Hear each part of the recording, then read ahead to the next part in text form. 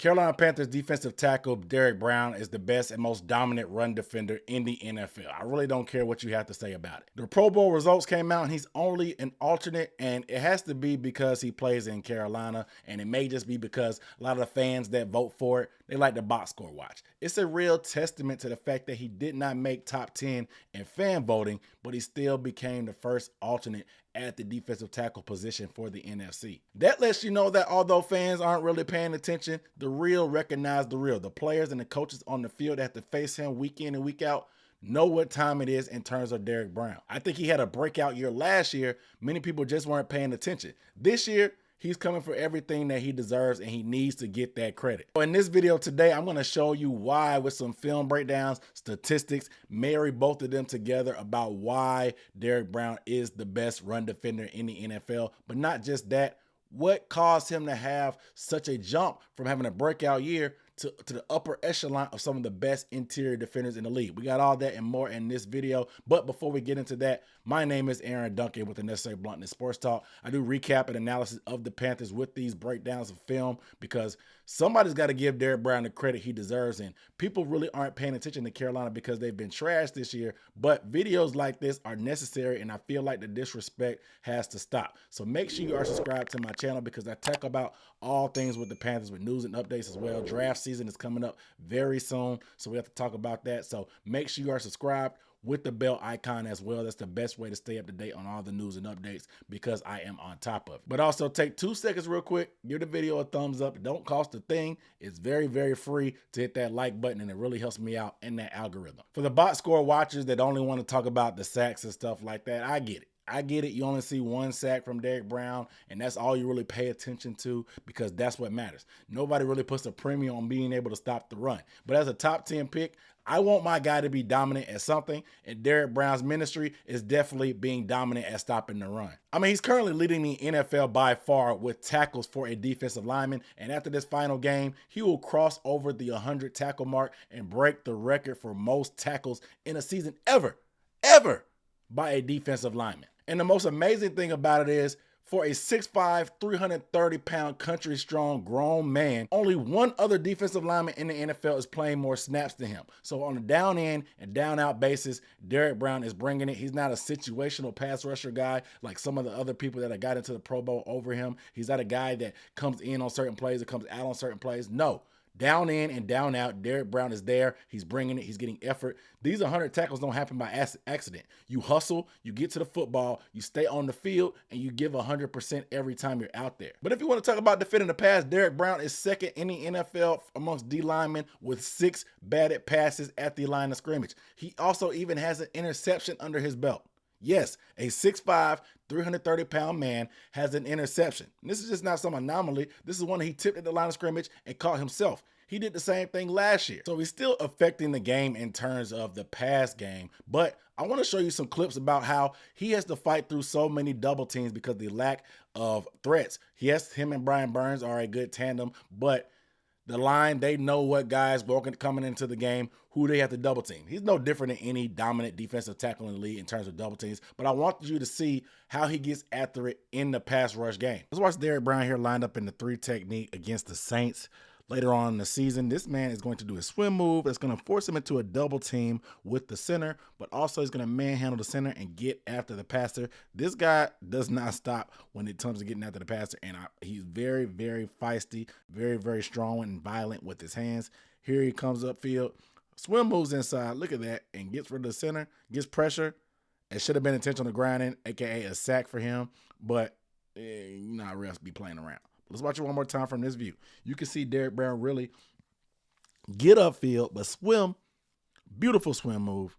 Boom, swim move, but gets forced into a double team. Loses that first defender that tries to help. And then now he's singled up.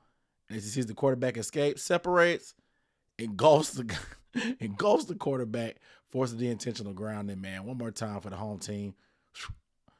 What a violent play right there by Derrick, man. It should have been intentional grounding in the set. So let's take a look at Derrick Brown lined up, head up with the guard, all-world guard, Chris Lindstrom. But watch how he disrespects this man here. Like, this is really nasty work to do this to another grown man that has a family and kids. He's going to line up here, and he's going to try to get with a swim move, but he's going to counter with another move just to throw him out of the way and manhandle him. Look, watch the swim move. It doesn't work, but he fakes and brings him to his knees. Look at, oh my goodness. Brings him to his knees like he's begging for forgiveness, gets rid of him, and gets after the quarterback, brings him down for the sack. Man, what a play right here. This is actually embarrassing. It's kind of embarrassing, I'm not going to lie, especially for a guard of his tenure. This guy has a field day against some of the best guards in the league, and watch you see the fake swim. Once he gets one-on-one, has one-on-one opportunities, he's just too strong, too fast, too nasty, and he gets home against Desmond Ridder, man. What a play. For a guy that plays that many snaps, you can see the motor, the high energy, the high effort. It takes a lot out of you having to fight through double teams in the run game, in the passing game, especially when you play that many snaps. Not to mention, he doesn't have nearly as many opportunities against the pass to get after it because, let's face it, the Panthers are trash. And so a lot of times when you're losing games, you don't really get to dictate the game flow. Teams tend to run the ball more on you instead of pass because they have that lead, which is why he has a lot more opportunities to make plays in the run versus the pass, and which is why he's able to shine so much in the run game. But that brings me to my next stat, because I know analytics are something that people love to do now. It makes them lazy of not having to watch the game, but I love analytics to use it as a starting point and get the film to make sure they match. If they match, things start to make sense. And one thing that stuck out to me is from ESPN Stats and Info is their run stop win rate. Amongst interior defensive linemen, Derrick Brown is #1 in the NFL for run stop win rate at 48%. That's 5% higher than the next highest person, with 23 more wins than the next highest man as well. So just because he has more swings at the plate doesn't mean he's not doing it at a high rate. That rate is the equalizer because he has a very large sample size, but still is 5% higher than anybody else in the NFL. But I want to talk about what is the source of him being so dominant against the run, and why has he had such a breakout year to continue to elevate himself into that upper echelon. I think it has a lot to do with the system that the Panthers are currently running now.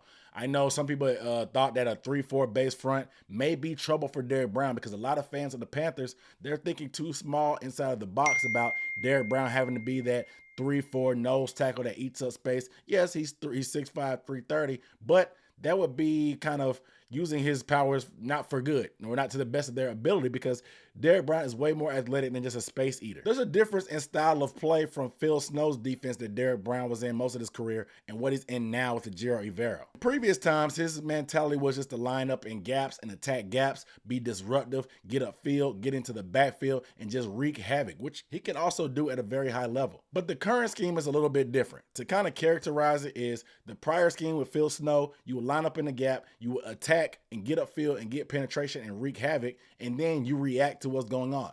Disruption can kill the running game. Disruption can kill the passing game by collapsing the pocket. It does a lot of things. So that system just wanted him to get upfield, be nasty, be disruptive, cause trouble, and then figure out what to do once you get back there and make a play. But a Giro system currently is a little bit different. I like to think of it as the opposite. You react, then attack. So with Phil Snow, you attack, then react. Now you react and attack. So when you react, you control your blocker, you take him on, you get control of him, you look around in the backfield and see what's going on, you react to what's going on, and once you figure out and diagnose what's going on, then you attack. And so with this system and the odd fronts that the Panthers like to use now, they decided to move Derrick Brown up and down the line of scrimmage more than he's ever done in the past. Instead of having him wrestling around with guards and centers all day and getting double teamed and not knowing where those double teams are coming from, they've decided to put him over the tackle. That way he gets one-on-one opportunities versus the run, and him being one-on-one with an offensive tackle is a complete mismatch. Let's take a look at this chart for his alignments this year. So as you can see earlier in his career, he most predominantly performed in that B gap. B gap is typically between the center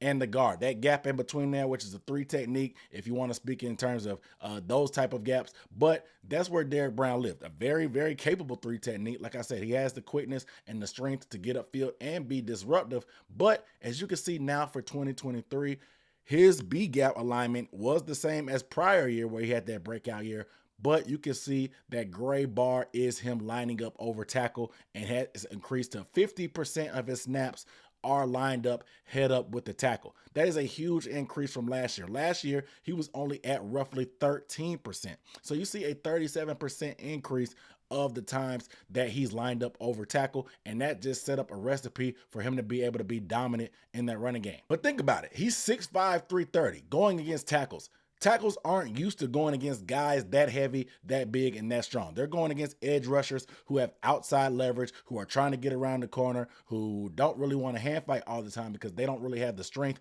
or the bulk to match up with these tackles. Derrick Brown is bigger than some tackles, if not the same size. That way, he can really wrestle with these guys, and these guys aren't used to a guy with this tenacity, this strength, and this nastiness. Like I said, this dude is country strong. So I want to show you just how he does against these tackles using that react then attack technique. So here's Derrick Brown here lined up with Ryan Ramczyk, former All-Pro right tackle Ryan Ramczyk, one of the best in the game. And I'm telling you, he is too big and too strong for any offensive tackle to try to block him in the run game. We're going to get a run away from him. You can try to run away from where Derrick Brown is. He still has the motor to make the play. And this is what I'm talking about. He's going to get control of the block and react, then attack. Watch him. Boom. So he gets control of him. Look at Ramczyk. He's kind of off balance. Derrick Brown has full extension. And now he's reacting. Derrick Brown's not even looking at the blocker. He's looking at the play, gets rid of it at the last second, and attacks. That's the attack part of it. You react to what's going on, and then you attack. Let's watch it here from the back view. You can see how he really controls it and slow plays this. Boom. So you get control of him. Look at him. He has that arm fully extended. That right arm is fully extended. Ramczyk can't get hands on him, riding him down the line of scrimmage. And as you can see, he has his eyes on Kamara. As soon as Kamara commits to cutting back, Derrick Brown gets rid of the guy and makes the play. That's textbook how you play in this defense, and he's doing it. Boom. That's perfect. That's perfect technique. One more time just to see. Come down the line of scrimmage. Too strong for the tackle. Get rid of him. Ragdoll him and make the play on the running back. Here's another play against the Bears. Darnell Wright, rookie right tackle, and he gave him problems all day. This is a goal line. This was the go-ahead touchdown, but the refs clearly missed this play. Even when stuff happens fast and it doesn't slow play, Derrick Brown still has the reaction time and the quickness to be able to react, then attack. He was too much for Darnell here. He swim moves him when Darnell has his head down, and look, he's being held. He could make this play on Deontay Foreman, but he got held on the waist and pretty much got almost tackled to the ground. It didn't allow him to move any more than what he was. Ends up being a game-winning play. Derrick Brown wants that holding call, but he doesn't get it, unfortunately. You can watch it from this angle to see how much he disrespected Darnell Wright. Darnell Wright has his head down, trying to be big and strong and play bully ball, but that's Derrick Brown. Name it Derrick Brown's game. Gets hands on him and immediately sheds him and swims. Look, now he's down, grabbing him around the waist like he's trying to slow dance. Holds him up, ends up being a game-deciding touchdown. Should have been called back for a 10-yard penalty. It's a whole different ball game. But as you can see, Derrick Brown is just too big, too fast, too quick for tackles. They don't expect a guy this size to be that quick. Look at that. Look at that move. Immediately off the ball. That's why your run stop win rate is so high. You got to win within less than 2 seconds. It seems pretty fast right there. Derrick Brown's a problem. Even when he's lined up over tackles, they'll try to get guards to go get him, but he's too fast at recognizing it. Like I said, he reacts, then attacks. He can do all this stuff in the blink of an eye, and this is why his run stop win rate is so high, winning within 2 seconds. Look at that. He's lining up, diagnosing it, and watch. Quickness with that swim move again, and swallows the running back up that time. Super fast, man, with the TFL. What a play. What a play. The 76 didn't even know what hit him. Boom. And sheds him. Look at that. Great hand placement. Shocks him with that initial hand. Gets their hands inside first before that guy gets hands on him. And now, look at that right arm on the shoulder pad. Getting up under him, pushing him off balance. And swims. Use that elbow to get him off of him. Now you make the play, man. That's crazy. This is crazy. Look at that, man. That's 330 pounds falling on top of you, dog, in a blink of an eye. 330 pounds in a blink of an eye. This is lightning quick moves. Dudes this big are not supposed to do this. They're not supposed to be able to do this. Derrick Brown really had rookie first-round pick Darnell Wright of the Bears contemplating if he was cut out for this NFL game, because he pretty much ate his lunch all game against that Bears game, completely dominated him to the point that he even had to hold him multiple occasions and got away with it because there was really nothing they could do with Derrick Brown that night. Oh, but don't get it twisted. Derrick Brown can still play inside. No matter if you wanted to play in the A gap, the B gap, lined up over tackles, Derrick Brown can really do it all. That's why I feel like wherever you line him up, he's going to make plays, but allowing him to be one-on-one versus tackles, it's almost like he's unblockable, and that one man is never really going to be able to handle him, no matter if you put all pros on him like Ryan Ramczyk, or if you're trying to line him up inside against guards like Chris Lindstrom. Let's take a look at a few plays for him inside. So here's a little love with Derrick Brown inside, because initially he lines up in that 3 technique he's known for with the shift of the formation. Now he lines up in the A gap, and this is just beautiful work. He goes against the center this time, controls him. Like I said, give him only half of you. Give him only half of you with that arm up like that. That way he has that other arm free. Uses that other arm to violently get rid of him. It goes and makes the play on the running back. This dude is unblockable one-on-one. It's really, really embarrassing the type of stuff he does. Look at his move. This type of strength and quickness all together, man, it happens so fast. Deontay Foreman, it feels like he may have something here. But then as soon as you get ready to come up here, he reacts, then attacks. Here's the react, here's the attack. Boom, it's that fast. That's the technique that they teach in the system, and he's excelling at it. Excelling. One more time from here, you can really see the hand placement. Look, he jumps inside, reacts, sees it out of that corner. Look, you see him peeking over that shoulder, peeking over that center shoulder pads, and then look at that right arm. Look at that strong right arm he uses to free himself. Now get there. Slide down the line of scrimmage, stay square, and get there. Don't overrun it so he can cut back. Stay square. Boom. You stay square and violently get there, make the running back feel you. Boom. Love this dude. Another player, Derrick Brown, is inside. This is just nasty work because he gets upfield, controls the blocker, gets rid of him again. Running back tries to be feisty. Just ragdoll him, man. Let him hear about it. Let him hear about it, big dog. I love this type of play from a nasty interior D lineman, man, like this. This is what you want to see. A tone setter. This is tone setting. Look at this. Line up in that 3 technique. Boom. Takes on the blocker. Like I said, react first. He sees it. Look at him. Look out the window. Look out the window. See where the ball is going. Peep. Gets rid of the guy like he always does. Running back tries to throw a little stiff arm. No, sir. No, sir. Get ragdoll. Country strong is what I'm talking about. Country strong is what I'm talking about. Let's watch it from this back view one time right here, and you can really see how it comes together. Kamara thinks he has something here. He really does. Because, boom, once he gets there, he's like, okay, boom. The defensive end is going outside. Let me cut back and get outside. Once you see where the running back is going, look at Derrick. Peeping over the guy's shoulder while he's controlling the block. React, now attack. Get rid of the man and attack. Sling the guy to the ground. Boom. React, see what's going, diagnose, now attack, and make the play. This dude is executing this technique to a T, man. Derrick Brown has really been a force. Inside, outside, over tackle, A gap, B gap. It really doesn't matter where Derrick Brown is. He is going to dominate in that run game, and he has to be accounted for every snap, every play by any offense. I know that putting him on certain sides of the field, offenses can try to run away from him, but he doesn't even allow that to happen. He has shown that he has the motor to move up and down the line of scrimmage and make those plays laterally. I'm really impressed about what this dude has done, and he's earned himself a great payday as being, like I said, one of the most dominant. I want to see him on one of the all-pro teams. If that doesn't happen, it will be a travesty because the Pro Bowl already fleeced him because of casual fans. The people, the press, the coaches, they recognize what needs to happen, and what needs to happen is Derrick Brown being an all-pro.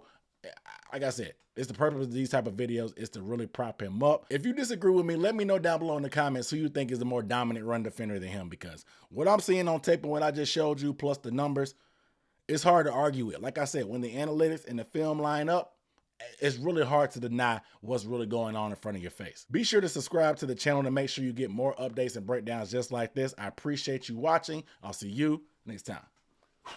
Peace.